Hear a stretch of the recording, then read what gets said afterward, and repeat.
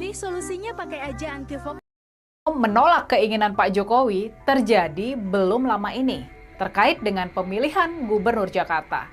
Kita tahu dalam Pilkada Jakarta tersebut, Pak Jokowi ikut cawe-cawe buat memenangkan pasangan Kang Ridwan Kamil dan Pak Suswono yang disokong koalisi Gemoy Kim Plus.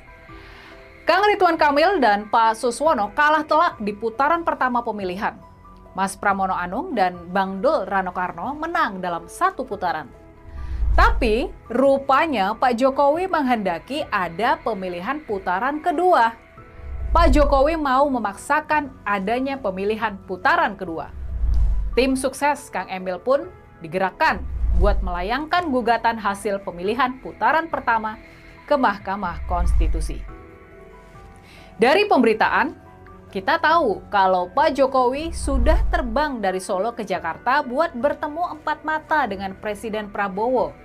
Salah satunya buat membahas soal hasil Pilkada Jakarta ini. Tapi kemudian Pak Prabowo rupanya menolak keinginan dari Pak Jokowi buat memaksakan adanya putaran kedua.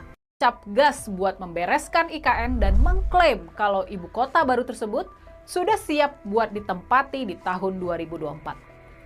Dia sendiri bahkan sudah sempat ngantor di sana dan upacara 17 Agustus pun dilaksanakan di IKN.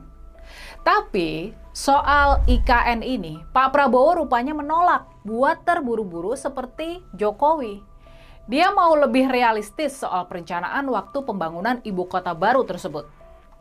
Maka diputuskanlah kalau pemerintah berencana pindah ke IKN paling cepat di tahun 2028. Masih 3 lagi dari sekarang.